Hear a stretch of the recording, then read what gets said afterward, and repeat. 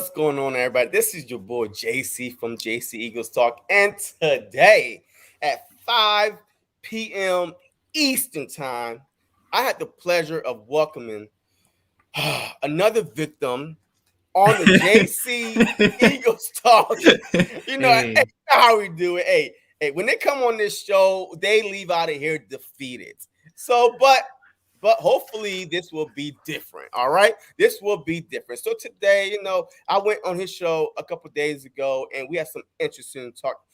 And I was like, you know what? I gotta have him on my show because this when your feet get held to the fire. Period. So I brought on my show to talk about this upcoming matchup. So introduce yourself, my guy, and let them know where they can find you at and what you are working on. My name is Lucas Mash, and I'm a contributor for the Landry Hat fan-sided website based on the Dallas Cowboys. The podcast that JC was on, Cowboys Unrestricted, it's a part of the Big Heads Media podcast network. You can reach us on Twitter at DAL Unrestricted. Same thing on Instagram, Cowboys Unrestricted. You can see me at Lucas Mash on Twitter and Instagram, and check me out on the Landry Hat. I like to, give some people a little bit of education, especially someone like JC who gets a little too caught up in the hype about his team. Here we go. I love this back and forth. I know back on the Cowboys Unrestricted podcast, we were really going back and forth with that. And you know what? More airtime for me and you to go at it, the better. I love it.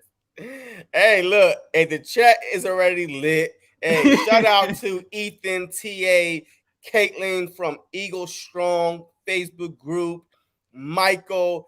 Hey, look, we are here and we are deep so far. So, hey, the first thing first is the injury report because, look, in the beginning of the season, we both was healthy. Both teams were supposed to be healthy. Y'all had, question mark about Dak Prescott, his ankle, his shoulder. That all got put to rest. And then we went into the season, and the Philadelphia Eagles was the thing that made us so scary coming into the season was the lack of injuries. And so far, this past 5-6 days has been brutal for us. Besides the season-ending injury to Brandon Graham. All right, besides Brendan Brooks being put on IR and Zach Ertz on the COVID list, we have a laundry list full of, some of them I'm not really worried about, but the main one on this injury report is Jordan Mailata. My guy, our left tackle, our blind side. It's been reported today that last night, late last night during practice, he got rolled on and he has a knee sprain. And 90% chance of him not even playing on Monday. So basically, he's not playing Monday, which is a big blow for the Philadelphia Eagles. A big blow. Like, I'm so angry right now. Like, it's not even funny. Like, that was our in the trenches is where I was like, yo, we got Dallas. A better offensive line, a better defensive line. Like, I don't care who you put rushing on the edge, Parson, whatever. I don't care if it's freaking Lawrence Taylor. Our offensive line would have stopped anybody coming up to get our quarterback. Oh, hold on. See, and this is where I'm saying you get too excited. Yo, I would make sure you have plenty of time to explain your side, my guy. I got you. But right now, I feel like just coming into this game, we had the advantage in the trenches, period. So now our blind side, our freaking, literally, our blind side is out. Maybe 95, 99%. Okay, he's out. And then we got this bum and Dillard. And there's a reason why we extended. We paid Mailata, that 4-year, $64 million could add up to $84 million because he's that good. He's that dude. And now a knee sprain. And we just found that out 3-4 hours ago. And the Philadelphia Eagles content creators are going crazy over it, posting videos about how this might be, a really, really bad thing. So that's our biggest injury from today. McLeod, he might play, he may not play but the full roster, because we do play on Monday night, will not come out probably until what, Saturday? Probably like tomorrow. They might release, who's out, who's in for Monday night. So, but the biggest blow for this game is the Jordan Mailata injury, and I'm so pissed. So for y'all, all right. So let's go to y'all injury report. I know that both teams are coming into this game banged up, but Yeah. so tell me your key guys that are out this upcoming matchup for sure. They are like literally gone and not going to play. Well, if you look at our defensive line, DeMarcus Lawrence, former Pro Bowler, he was one of the better run defenders in the NFL the past couple of seasons. Pass rushing, it's dropped off a bit, but I mean, when you look at the tape, when you're getting double, triple teams, you're not really going to get much unless you're someone like Aaron Donald. But that's just the reality of it. But regardless, he's a huge loss. He's our best defensive lineman. We missed Randy Gregory last week, but this week he's expected to be back. Neville Gallimore is supposed to be our starting interior defensive lineman. He's young and he had some flashes of like really big plays, but a little bit more inconsistent. But coming into second year, he was supposed to be the guy, especially to stop the run, right? And if you look back last season, right, stopping the run, we couldn't do it at all. So that was a huge loss. That was really, really bad. Keanu Neal, former safety, signed him as a linebacker. He was always playing in the box as a safety anyway, so switching to linebacker wasn't as much of a transition. He's played really good so far this season. The possibility of him being out would be huge for the linebacking corps in Dallas. And that'll give you guys the opportunity to run all over us because he's been very efficient at stopping the run. Donovan Wilson's supposed to be starting safety for us, so losing him is going to be a really big loss over the top, especially on those deep balls, because he loves to hit guys. He loves to make you hurt. And so him being out, that's going to hurt a bunch. But what's not on the list there, that's the biggest loss, is our right tackle, La'el Collins, who's out with the suspension. True. Yeah, so absolutely. At right tackle, we're expected to have Terrence Steele, who's not the most experienced, but he played very well last game against Joey Bosa. Joey Bosa never got one sack, which I'm goddamn surprised that happened. Wow. But if you can go ahead and expose Terrence Steele at right tackle, the Cowboys are going to have a really hard time with that. And, Michael Gallup, who's our third wide receiver, but can easily be a number 2 wide receiver on a lot of other teams. Okay. Really, really lethal vertical threat. He's going to be out too as well. So we're not going to be able to stretch your defense as much. And then even though he's expected to play, Amari Cooper's still not healthy. He's had bruised ribs from week 1. He looked really banged up last week. You could tell he wasn't the same, and he was limited to like 2 receptions all game. So we got numerous amount of guys that are missing from our lineup, impact guys that are missing that, the Eagles can really exploit. And it's got me worried. I can't lie. It's got me worried that you guys can really exploit these little holes in our lineup. So I'm really intrigued to see how the other depth guys step up. Okay, so look real quick, because I'm tired of these Cowboys content creators, right? Because this actually came from Twitter, but it was retweeted by Cowboy Fan Talk. You know what I mean? Yo, I'm trying to get him on my show, by the way. But he was like, Philadelphia Eagles, yo, we are out 8-9 players. There's no excuses. So tell me, on this injury report, right? This injury report that we're looking at, how many of those guys are starters? Like literally was penciled in to start from day 1 and literally got injured, and that's why they're not playing no more. Like, man, I don't want to hear, well, he's the backup to the backup. Are these guys starters besides Lawrence and Neal? Are those other guys was on the 53-man depth chart? They are starters, yes or no? Donovan Wilson, Keanu Neal, DeMarcus Lawrence, Neville Gallimore, La'el Collins, and Michael Gallup. So those are all starting guys. Well, Gallup is not on there, so you add that one. So I'm talking about this right here. So you say Wilson, he's your what? Your safety. All right, your safety. So he's a questionable. So he still might play. Neal, is he out or is he questionable? Or not yet? I think he's going to be out. I hope he plays, but even if he does play, he's going to be 50-50, honestly. He's going to split snaps, if anything. Okay, and Lawrence, hey, look, He's out. hey, we know he's out with a broken foot. Yeah. A Gallimore, who is he? Gallimore is our defensive tackle. He was a third rounder from a couple seasons ago, and And he he was a played. He showed some starter. flashes. Yeah, he was going to start this season, but he hasn't played because of injuries.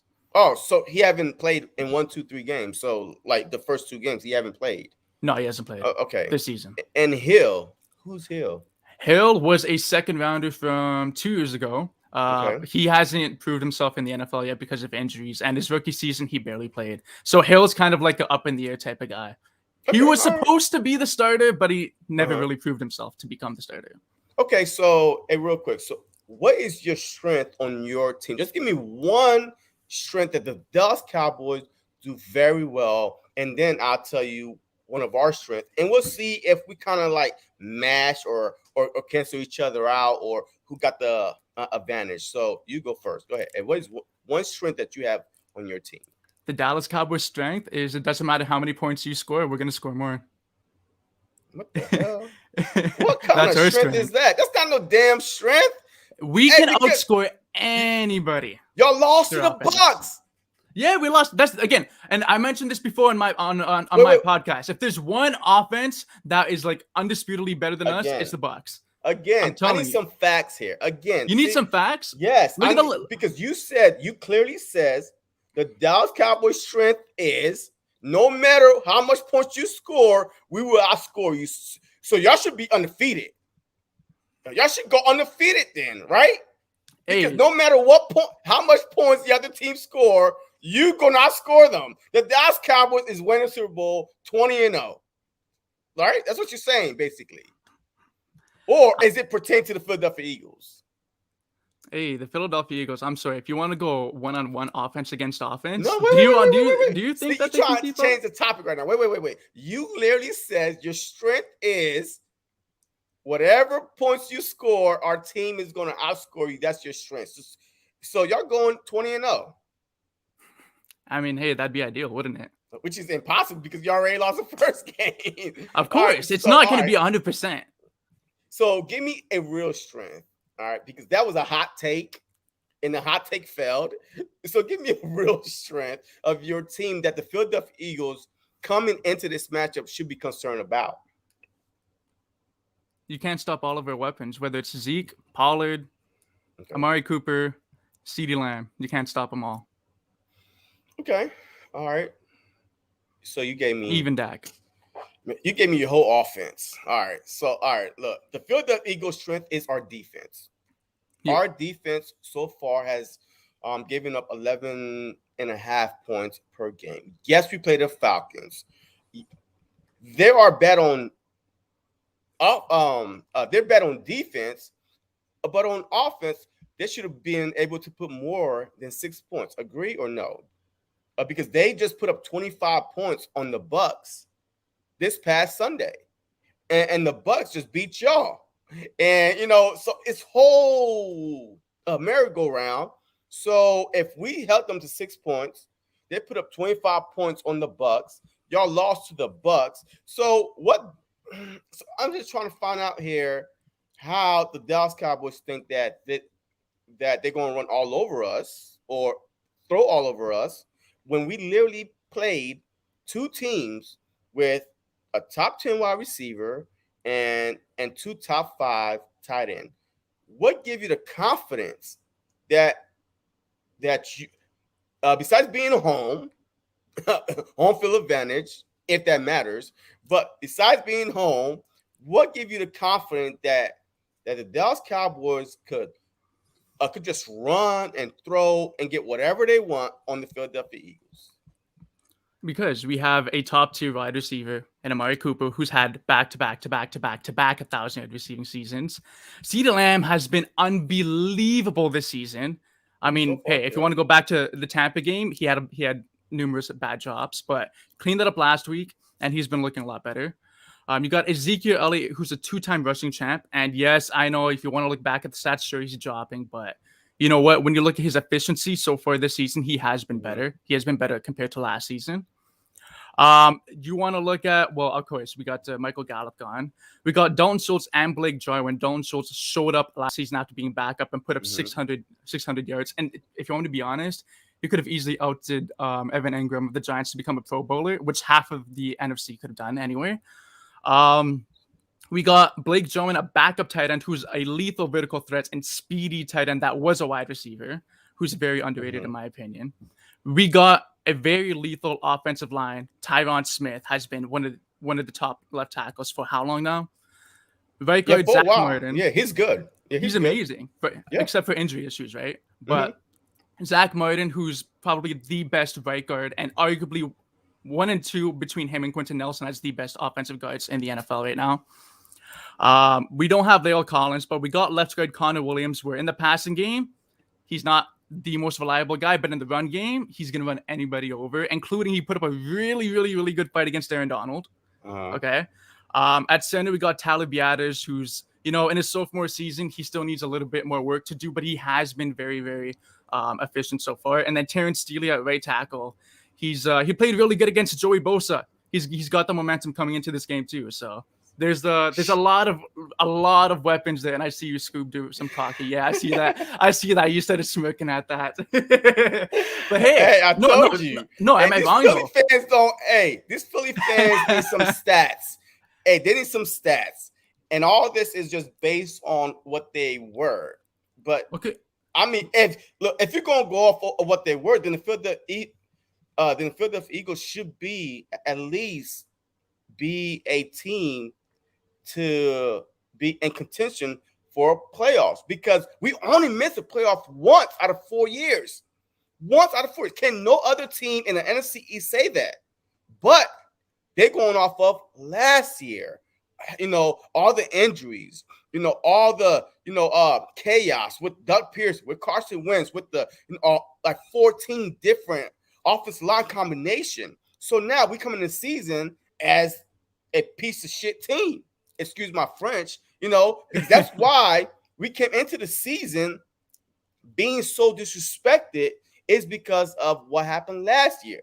But y'all were as bad as us as last year. Yes, we were. But somewhere, somehow, and golly, the Dallas Cowboys are once again America's team, and they are going to the playoff and going to a Super Bowl, expected to win 12 games, and the Philadelphia Eagles are in the basement, literally in the basement, because they said that we're going to win only 3 games. I'm with you on that, on the fact that the Cowboys and Eagles, and honestly, you really opened my eyes to last season when you were talking about this. We had very, very similar seasons last year, and the same issues coming to this year.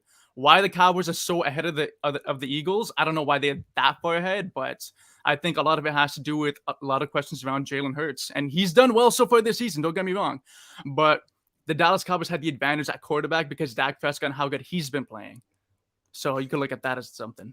Okay, hey, let's jump into your secondary, your brand new Dan Quinn, all 6'5", all long defensive backs, and y'all are ranked 31st in passing.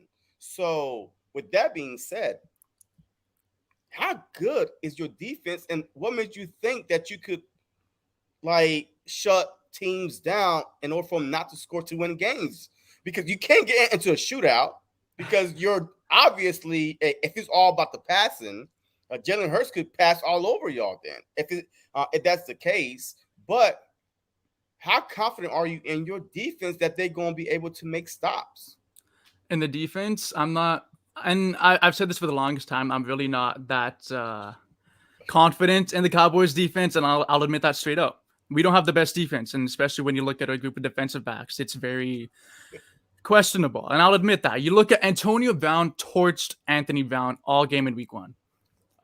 Last week, Anthony Brown struggled again. So, and like I said, that's something that you guys got to explore. Anthony Brown at cornerback, you got to run all over him.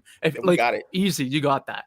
You'll win that matchup. Trevon Diggs, I think that's going to be a lot more of a fight because Trevon Diggs is a lot better than Anthony Brown. But as far as defensive backs, I'm not gonna lie, I'm not gonna boost it. I know our defensive backs have always been shaky for the longest time. And like I said, I'm really not all that confident in the cornerbacks to stop any of your wide receivers, except Trevon Diggs. He's the only guy I'm really confident about. That's it. Okay, so all right. So how do you feel about your linebackers? How confident are you in your linebackers then? Linebackers, I'm honestly a lot more comfortable because we have a lot of Interesting. guys that are better. Micah Parsons, we can play him at linebacker, we can play him at defensive end again. So Mm-hmm. if he drops back, he's been unbelievable so far this season. So he's really good as a run stuffer and even blitzing as well. Jalen Smith is a former Pro Bowler. He had a terrible season last year. But regardless of that, he had 150 plus tackles. He's been 120 plus tackles over the last 3 seasons, former Pro Bowler, and is known as being a pass defending linebacker. But the thing is, coming now into the new defense with Dan Quinn, right? Mm-hmm. New Yeah. conservative defense that suits his style of play. So what I'm thinking is hopefully that will be more encouraging for him to play better to his style of play.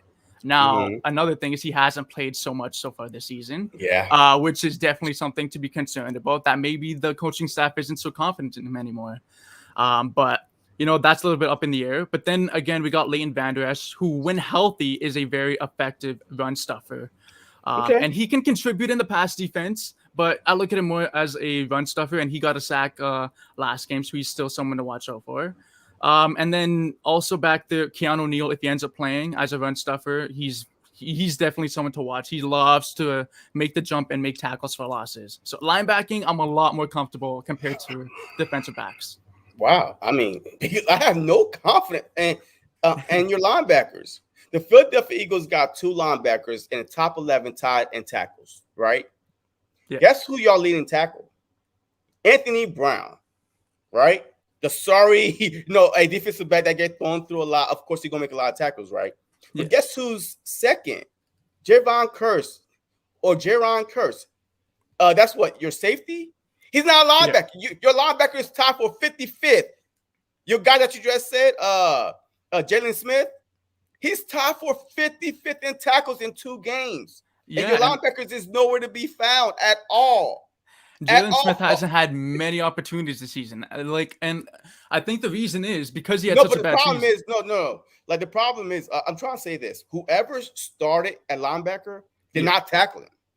They're not even in the top 10, top 15, top 20, top 30, top 40. Your safety and your cornerbacks are leading your team in tackle than your linebackers. So that means just going into this matchup. If I'm a coach, I look at that stat, I'm running all over y'all. And because your linebackers, to me, it seems like they are playing the pass more than the run game more, Yeah. which is even worse because y'all 31st in passing. So I'm confused, man. Like y'all defense, it got me confused. This whole new Dan I Quinn mean, defense, I'm lost. hey, the run defense is good enough to be eighth for yards. So Well, because y'all went against team that throws the ball more than they run. The Buccaneers, yeah, they're a they're throwing passing team. team. Yeah. The Chargers, they use Eckler a lot in the throwing game because I am last year in fantasy, and most of my points came off of him at the real route. Just catching a long touchdown. It didn't come off of rushing.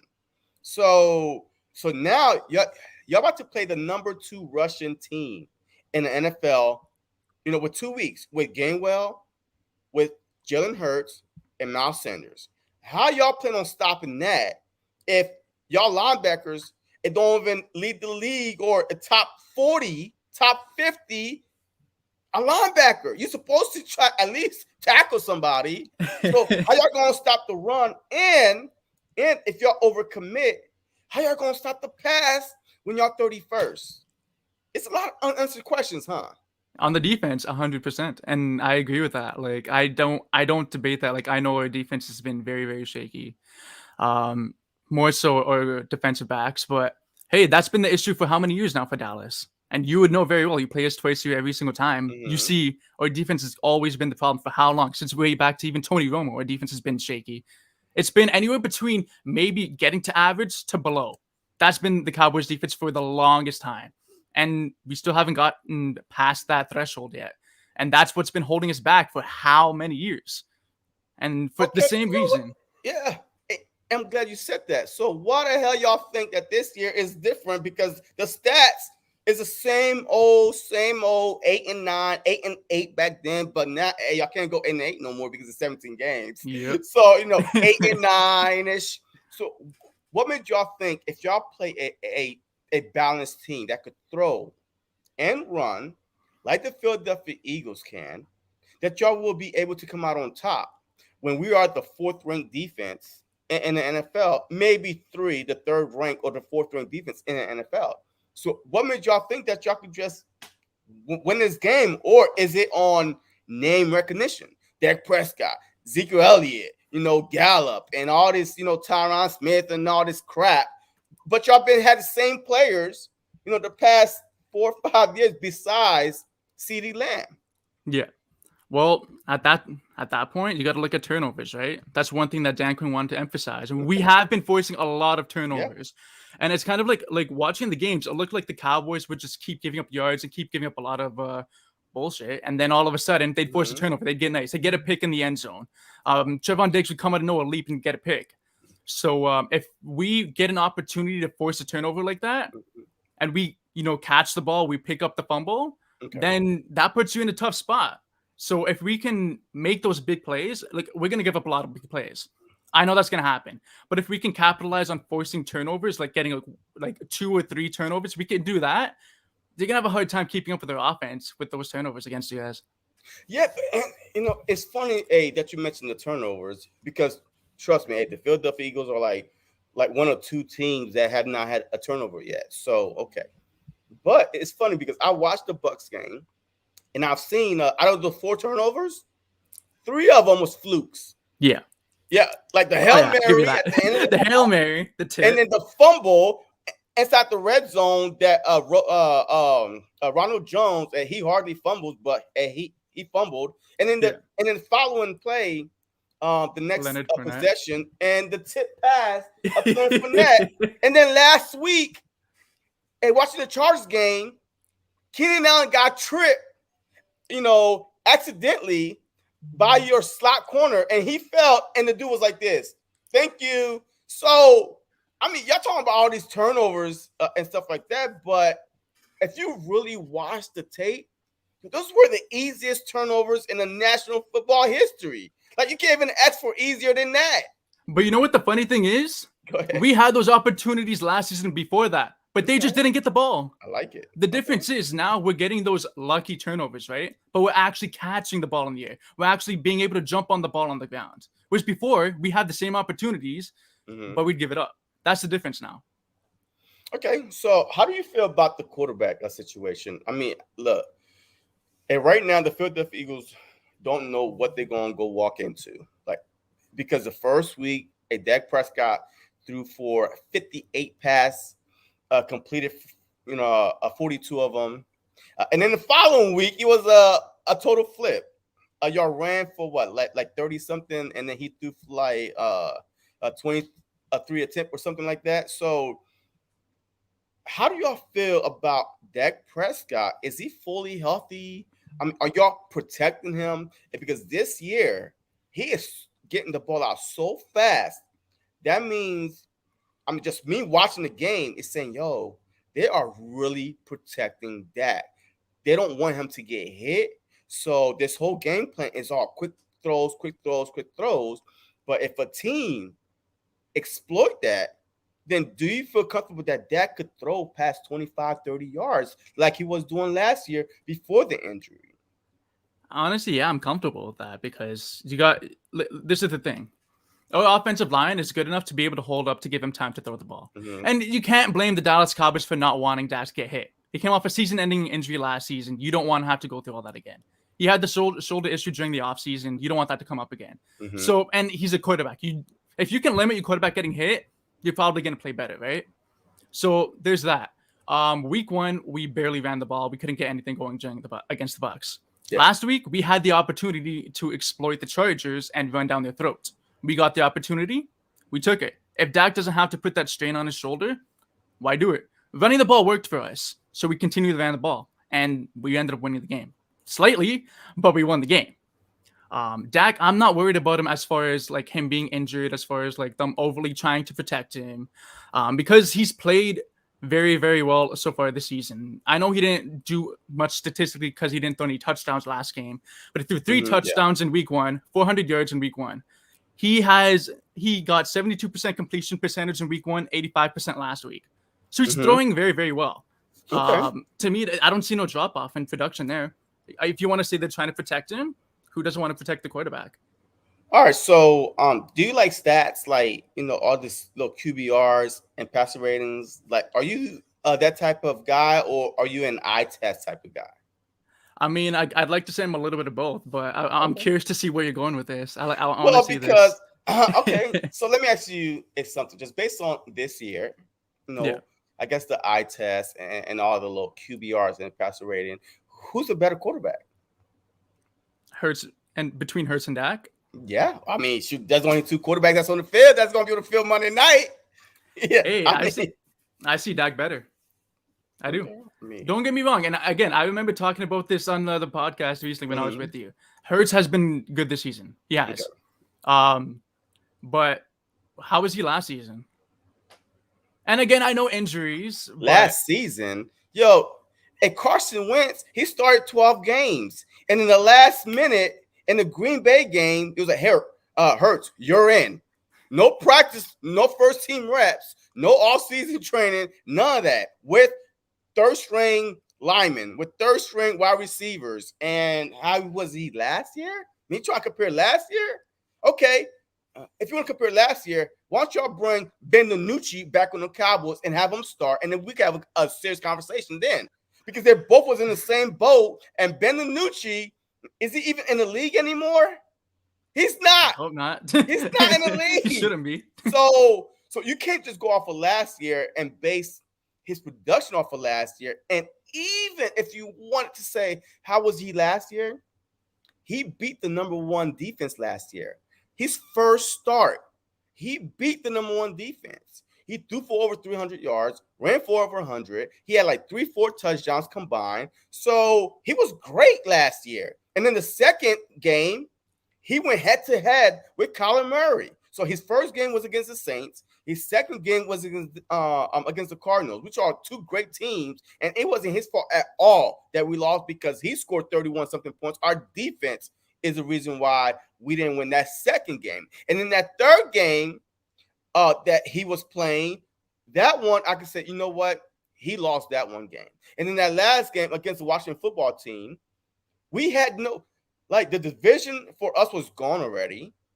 And then for a fact, draft picks, like where you at in the draft position matters. Why? Oh, yeah. Because 3 picks before us last year, y'all picked CeeDee Lamb, and I was pissed off. I was like, God, 3. I was like, no, 3 picks. Right. So if we would have won that last game against Washington football team, we would have went from 6 to 9, which we would not been able to do the trade that we did with the Dolphins and still end up with Devontae Smith. Because the Dolphins wanted a high a draft pick, and we just happened to be in 6th place. So the draft position matters. So that game was a wash. So basically, for me, Jalen Hurts is 2-1 and a push because he got pulled, and we could have won that game because we was driving and the Washington football team wasn't doing anything. So I hate when people say how he looked last year, but then I did have a Cowboy content creator on my show last night. Context, all about okay, well, let's look at context. That's all I gotta say. No preseason, no training camp. He got thrown into the Lions Den against Green Bay when we was down by double digits. And in the following week, he went against the Saints. He won. Went against the Cardinals. He balled out. And then he lost against the Cowboys. He had a bad game. And then he got pulled the last game within winning range. So context, right? I mean, hey, that's what and she said last night. And she kept on saying, hey, it's all about the context. And just look at the context. Okay, well, tonight I'm looking at, hey, I am literally throwing her words, a Cowboy content creator, at you. It's all about the context. So Ben DiNucci, Jalen Hurts. But now y'all got Dak Prescott, a seasoned veteran, a proven veteran. So of course, but his passing rating is not higher than Jalen Hurts. His QBR is not higher than Jalen Hurts. And y'all just had one throwing fest in game one. And that's why he's up there over 400 yards the first game. And then what, 100 something this past game or 200? Like a combined Oh of yeah, like 600 yards. But yeah, that's in 640. two games. Yeah, so 640. So he threw for over 400 first game and then threw like a little bit like 213 or something a second game. But Jalen Hurts, hey, he threw for over 300 yards the first game, and he threw for 190 something yards the second game. So it's like right there and there. But then he got more rushing yards than Dak Prescott. Higher QBR, higher passer rating, more rushing yards, and right there in passing because it's all about the game plan. So Okay, I asked you who got the better quarterback. If you believe in stats, you told me Dak. Then hey, I just throw the facts at you. what was the score for you guys week two? Week two? We lost by 6, 17-11. Oh, you scored 11 points. Yeah. Would you think that's a low amount? Oh, look, that game that we played against the 49ers, we could easily won that. If you watch that highlight, if Jalen Rager do not step out of bounds, that's 10-0. So that's not on the quarterback or the coach. That's on the player. Like you should be aware of where you at on the field. True or false? Yeah, 100%. That's on the way. You got to get your feet in the lines. You can't. Yeah, You can't. so You he can't be should have outside. had over almost 250 in that game, and then a 91-yard bomb to Quez Watkins, and we did nothing with it. We didn't even kick a field goal, so we left 7-3, and you add that up, that's 10. They scored 17. We would have minimum 21 points if it wasn't for mental errors. So yeah, we scored 11. Yeah. So mental error was the reason for the entire game, and Jalen Hurts could not step up to score more than 11 points. Well, if play calling was the main reason why the Philadelphia Eagles lost this game. It was all about the play calling. Like I said, the 91-yard bomb to Quez Watkins. You cannot have first and goal from the 5-yard line and not score and not come out with at least 3. It's all about play calling. The play call. The first play call was a run to Miles Sanders. Boom, that got snuffed out. And then the second one was a handoff that didn't go nowhere. And then we tried the Philly special, which was stupid. So all this stuff add up to us not coming out with 0 points. So it's all play calling. You can't blame the quarterback on that because he only could execute it just based on the play calling. And those were some awful play calling. The coach, and I like Nick Sirianni, he made sure the first thing he said was, it was my fault. I gotta do better. He's trying to he tried to do too much because that was his first home game, and he was trying to please the fans instead of just trying to make sure you win the game. He was trying to be too cute with it.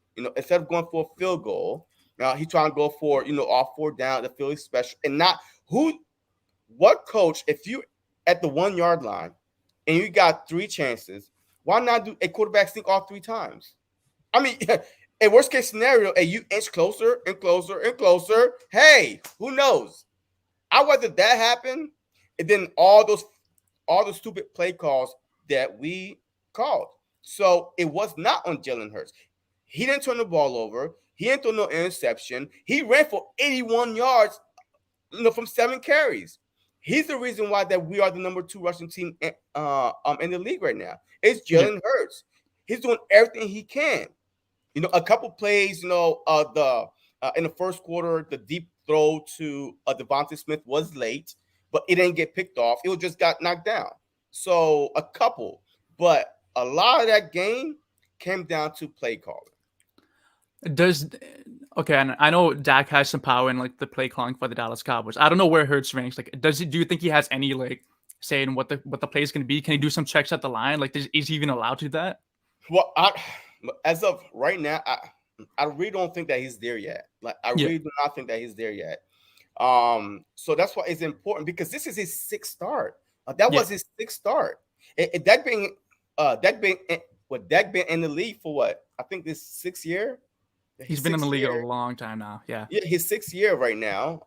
So of course, he been to a playoff, won a couple games and stuff like that. But this is Jalen Hurts' six starts with the new offense coordinator, a new head coach, with a new defensive coordinator, a new defensive coach. I mean, everything on the Philadelphia team is new with new wide receivers. I mean, with Devontae Smith, and so this is his first time. So I don't believe that he's there yet, but maybe throughout the season, as he yeah. start, gaining that experience, then the coach will be like, all right, you got it. But the first game, he literally told Nick, "Hey, stop. We're gonna go for it," and they went for it. So it might be, but as far as the changing the plays at the line, I'm not sure yet. But to go for it, he might have a little bit more say. Yeah. So that's where I'm getting at. But then, okay, so you're talking about our coach with his questionable, a play calling. Your coach was hired to call plays to be the head coach, like not Mr. Clapper 2.0. Because hey, you know who Mr. Clapper is, Jason Garrett. All he does on sideline is this: I'm traumatized. Believe me, I know exactly who that he is. claps and slap booty. He claps and slap Not butt. even. That's it. But so now, why did y'all go out and hire Mike McCarthy? He doesn't call plays. He can't give no motivational speech we saw on Hard Knocks. So is he a Jason Garrett 2.0 because he won a Super Bowl and y'all wanted to make a big splash? I think that part of it, you're right. It was a big splash. It's a PR move because look who's calling the shots, Jerry Jones. So any media attention, he's gonna go for that. But part of the reason they wanted to get McCarthy on board is because of what he did with Aaron Rodgers. And I know you can separate McCarthy from Rodgers 100%. Like, don't get me wrong, I get that. But at the end of the day, he was the head coach and he was the one, I guess you could say, bringing Rodgers up and made him who he is today, right? So the whole thought process was, hey, if you could do this to Rodgers, you could do it to Dak, right? That was the whole thought process behind it. Now, I think that it was they put too much credibility on what he did with Rodgers. That's what I think. I liked the idea of what they wanted to do, but I just didn't think that the way things aligned, it was going to end up working out. That's just me. Looking back, I wish we would have got a more defensive-minded coach because of how established the offense was, and because of Kellen Moore and how an amazing coordinator he is. I agree. But that ended up being the case. Now we got McCarthy. He's supposed to be a quarterback-friendly coach. So Yeah, for he definitely Dak, friendly because he ain't doing nothing. I mean, how more friendly could you get when you ain't even talking to your quarterback? Like the offensive coordinator and Kellen Moore, he's the guy that's running the show. He is. And He that's is the why they guy. kept him on, because I feel like that Mike McCarthy wanted to be the guy that was going to call the plays, but your GM slash coach slash Everything. scout slash reporter, he probably was like, no, I like Kellen Moore because he might be the next head coach. Remind me of when Wade Phillips was there and Jason Garrett was the offensive minded coach, right? Was calling the plays, but then they paid a Garrett top. Man, he was the number one assistant, like in the whole NFL, because Jerry Jones did not want to let him go. I feel like that's the exact same thing that's going on with Mike McCarthy.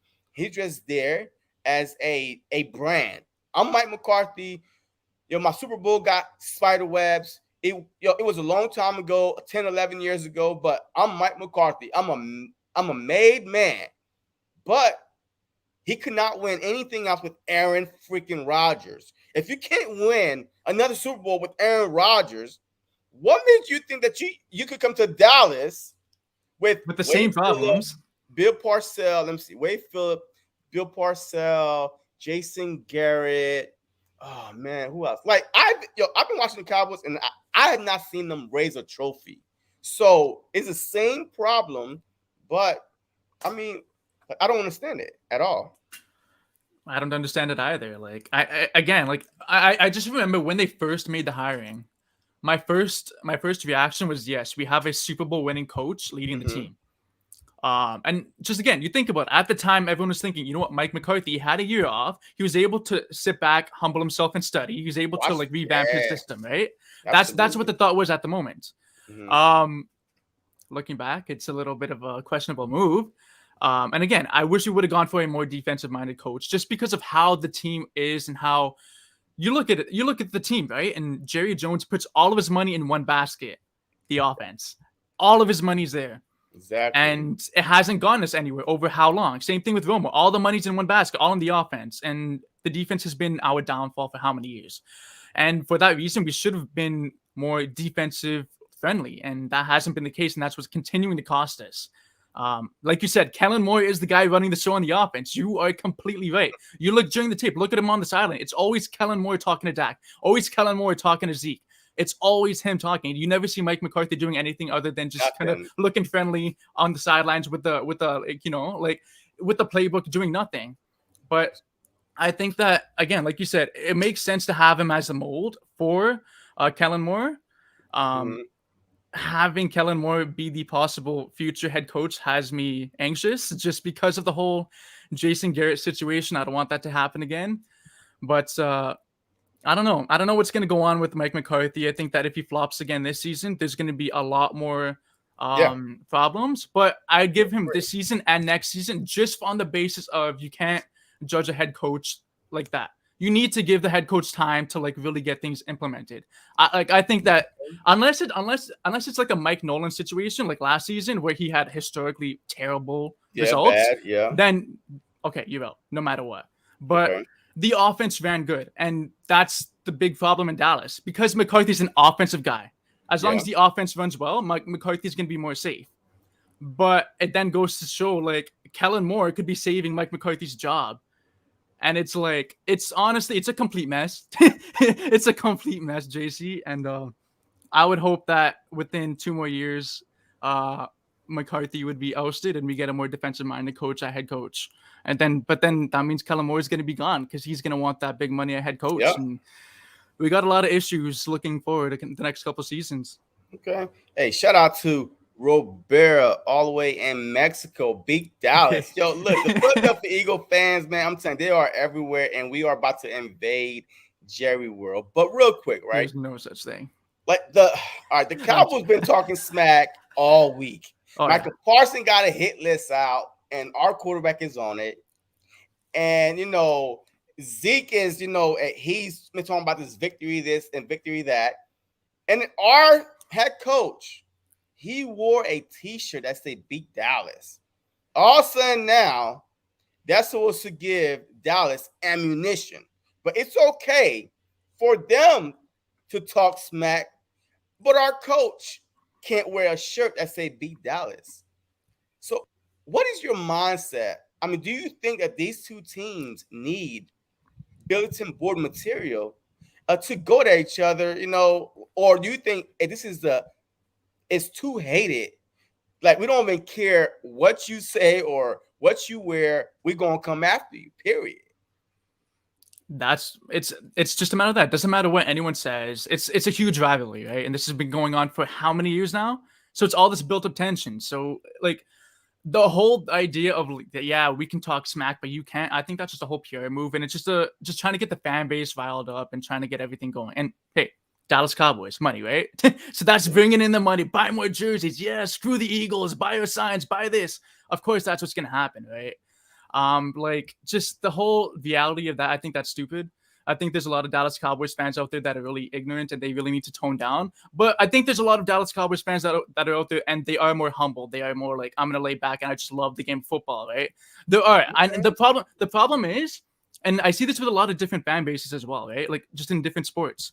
There's so many Cowboys fans that those guys that are just so loud, there's more of them too, right? Because it's a bigger group of people. So there's a lot of loud noise, and they overwhelm all the other Cowboys fans. And that's a huge problem. I think that this stupid back and forth thing, I mean, it's entertaining. You can't lie. It's so entertaining. It's so fun to go back and forth and start, like, me and you talking shit about each other, like, rallying back and forth. Like, it's so fun. It's entertaining. I love it. It gets you riled up, right? But, like, the reality of, like, oh, we can talk shit, but you can't. That's just stupid.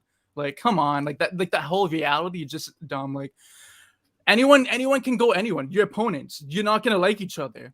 Play it dirty. Like, get in there. This is a game. There's only one winner, and at the end of the day, we should be able to go at each other one way or another. Okay, so give me 3 keys. Not who's going to win, because I probably already know that you might think the Dodgers going to win. But what are 3 things that the Cowboys need to do for them to secure this victory? I'd say number 1, capitalize on turnovers. That's number 1. You're not going to get no turnovers because Hurts ain't going to turn it over. So throw that out the window. Give me another key. Well, too bad something's going to happen. So force turnovers. If we can do that, we got a better chance at winning. All right, like I'd say number 2 is establish the running game, because once we get the running game going, like or passing game can run by itself. But when you have both the run and the pass game going, it's a whole different monster right there. But that's like with every team, right? So get the run game established, get Zeke and Pollard going. Number 3 would be defensive players. Just do your job. Okay. Do your job. Anthony Brown, just stay there. Make it tough for whoever it is lining up against. Give a tight window. Do your job. Don't try to do anything spectacular. Jalen Smith, stay on your man. Don't do anything extra. If they can try and simplify the game rather than trying to do too much at once, they play a lot better. It's a lot cleaner than running all over the field, and it's just messy. So defense, do your job, capitalize on turnovers, and establish the run game. 1, 2, 3. All right. So what are 3 things that you learn about the most going against Philadelphia that correct that whole plan that you have? Anthony Brown gets burned all game. Like expected. That's going to happen. That's going to happen. That's going to happen. So, goodbye. Toast crunch. Burnt toast. So, yeah, Anthony Brown and our defensive backs getting burned all game. I would have to say, if you exploit us at right tackle and you start getting after Dak, that's going to be a huge thing for the Eagles. Mm-hmm. And the other thing I would say is, I don't know. I'm not necessarily overly worried of the Eagles completely stopping the Cowboys run game. I could see you guys putting up a good fight and like really like holding us to. I could see you guys holding us to around a total, maybe like around 100 to 90 yards total. And I think that's good considering our offensive line and our running backs. And then I think that.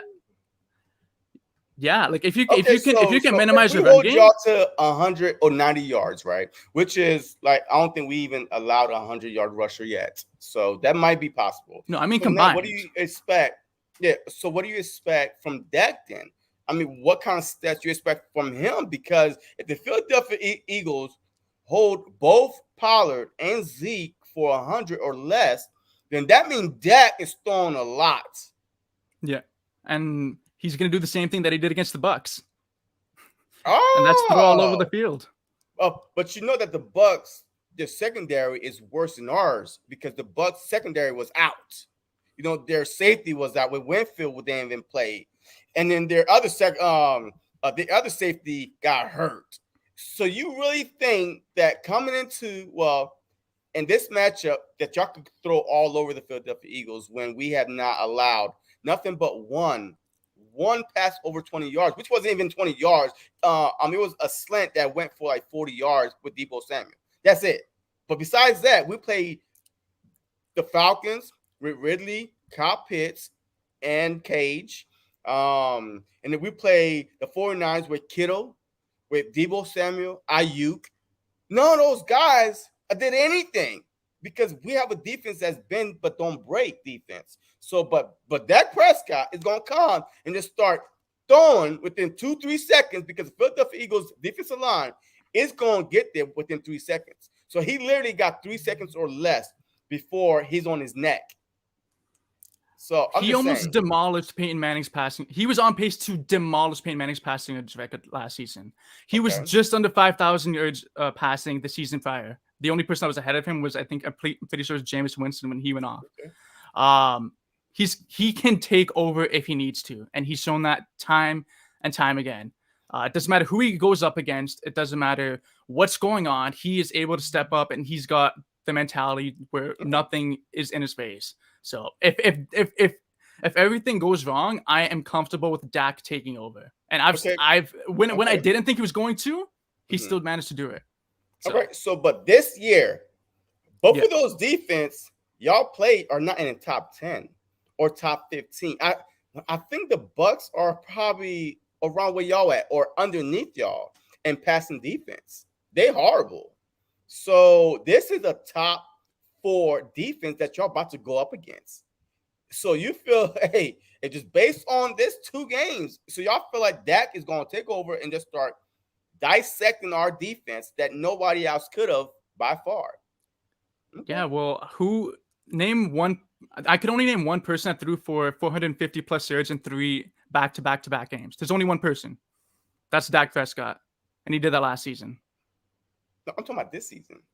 Yeah, of course, and I'm telling you, Dak has that ability to do it. He did it.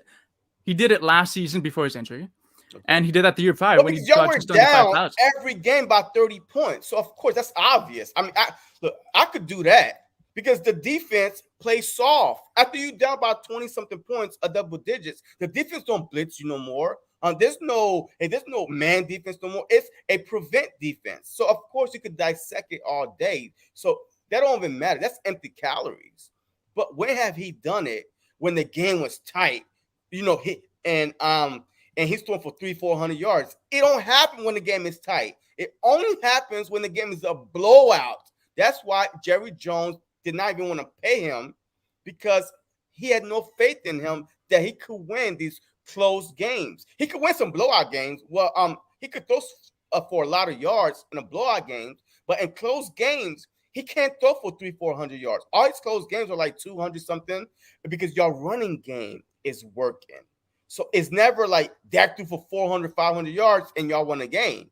It's always Dak is throwing for 400, 500 yards and y'all lost, but y'all made it close. Congratulations. Y'all made it close and y'all gave up a fight. What about the season prior? The season before that, back in 2019. Well, what about it? 400 yards against the Giants, who won 35-17. Your probably 460 was down. Your probably was down at one point, and he had to throw y'all back into the game. Well, that's what I'm saying. So is it a close game, a 10-10 ball game, or a 17-14 ball game? Is the Cowboys are going to say, Dak, throw us to victory? Or are they going to try to milk the clock away and give it to Zeke and give it to Pollard? And it's not going to be on Dak's shoulder.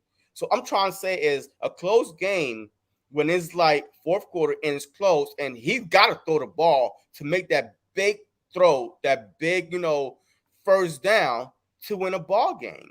I mean, it's kind of hard because that feasts on bad team. He's an MVP with bad teams. He feasts on bad teams, but when he play good teams, he don't have a winning record. So is he a winning quarterback or a quarterback that take advantage of bad teams and opportunity when they're down? Really, I'd say that he's a winning quarterback. He's able to always get his team to compete. He always keeps it. Does like I said, like he's the type of quarterback who's able to take on the pressure. He's able to like go down, buckle down, and try and get the job done. Whether it's him running the football, which ended up costing us last season when he ended up getting hurt, or use his arm, make those downfield throws, which he ended up being able to develop because he was never able to do that to start his career. He's able to progress and add different things to his game to make him a better overall quarterback. He can make those throws along the sidelines like we've seen him do with Michael Gallup and even a couple times with CeeDee Lamb. We've seen him make those vertical throws again with Michael Gallup, CeeDee Lamb, and even Amari Cooper. We've seen him make those tight throws down the middle to our tight ends, Dalton Schultz. We've seen him do all these different types of throws. We've seen him do RPOs. We've seen him do play action. He's able to elevate and perform well at any given opportunity. There's not like I don't understand what you expect him to do. Like if you expect him to completely take a team over with a league worst defense to go ahead and win a Super Bowl, I don't think that's going to happen. But the thing is this, right? In the beginning of the game, this is not make it and keep it. All right, this is not basketball where I make a shot, I keep the ball, right? This is football. Your team score, the quarterback get the ball, he goes 3 and out. and then the other team score again. The quarterback, and then y'all get the ball, go 3 and out. So the hell yeah. There's a reason why you go down 21, 28, or 14-0 because your quarterback is not moving the ball. Both teams get opportunities after, you score, I get a chance. You score, I get a chance. It's not like I score. I keep scoring. You have an opportunity. But last year, the first 3-4 games that he played before he got hurt, y'all were behind on all of them. And Dak Prescott was your quarterback. He had the opportunity to go score, but he didn't until y'all were down by 15, 17 points. And then the defense relaxed. And then that's when, against the Browns, the Falcons, y'all talking about 20-something points. But Dak Prescott threw interceptions, and also he had the opportunity to drive the team down to score. He didn't. So that's why a lot of people have concern about that, is because the only time that Dak Prescott shine is when y'all down by a lot and then the defense relaxes. I was very impressed though with week 1 game. I was very impressed. I was like, oh my God, we are in trouble, Philly. And then I was like, nah, it's all about the Buccaneers defense that wasn't good enough because but you could see it. The Falcons put up 6 points against us. They couldn't score a touchdown, but then went to Tampa Bay and put 25 points. So was it the Bucs defense that was that bad, or was it your offense that was that good, or was it like the first game of the season? Nobody know anybody playbook, so it was a lot of quick little throws. So I mean, I was impressed though. I mean, 58 times, 42 completions. Look, that was good. But what I'm saying is this: could he do that when the game is on the line in fourth quarter? And he didn't. He left too much time on the clock for Tom Brady to go down, and y'all lost. After y'all got 4 turnovers. Let me ask you this, and you could bring this back to play calling. Would you put the time on the clock on him, or would you put the time on the clock on the coaches? I put the clock on Dak. He's the quarterback. He don't have to snap it at 20 seconds or 15 seconds. He's a quarterback. That's when you are looking at the clock and you're managing on the game. It was, oh my God, I cannot leave too much time on the clock because the GOAT is on the other side. So that was on him. If they had picked up one more first down, the game would have been over with. But they scored too quick, and next thing you know, hey, y'all left a minute and 7 seconds left. But all right, just to wrap this up a little bit. What is your biggest concern facing the Philadelphia Eagles this coming Monday night, and what is your score prediction? Biggest concern about going into the Eagles is, I'd have to say like exploiting our defensive backs. That's the biggest concern. More so like Trevon Diggs. I know he's more of like a 50-50 ball player. I know that. He's going to give up big plays, but he's also going to make big plays. I'm more worried about Anthony Brown and the other guys. That's what I'm more concerned about, which you can very much exploit. I think anyone can exploit them. I think the Jets can exploit them. That's just how it is. Score prediction. I feel like I'm having a tough time trying to do a score prediction for this game because I was thinking last game, I thought it was going to be a high scoring game between the Chargers and the Cowboys, and it ended up being 20-17. So now I'm kind of concerned. I'm kind of thinking like, is it because I know Jalen Hurts, he can ball when he's going. I know he can buckle down and make the plays that he needs to do, whether it's with his legs or with his arms. I think it's going to be a close game between the Eagles and the Cowboys, and I've said that even on my podcast.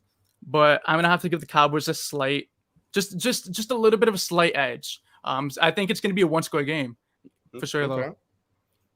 And your score is official. You want me to put an official score on this? Yes, thing? Yeah. I won't get you on record. Just in case week 18 comes around, I bring you back on and I replay the tape. And I want to keep you on record right now, right here. Let's go. On record, I'll say we put up 20 points last week. I'll say we go up to I'd say 27 to 27-23 Cowboys. Wow, you know what? I got the exact same score. Well, a little bit off. 27-24 Eagles, because I feel like the last it's going to take one turnover. Whatever team make that one crucial turnover, that's Yeah. going to be the turn of the game. I feel like being at home, y'all have so much pressure on y'all. It's opening night. Jimmy Johnson is supposed to begin what the to be inducted in the Hall of Cowboys, Yeah, he'll get whatever in it the is, ring. right? And is Dak Prescott first home game after that gruesome injury?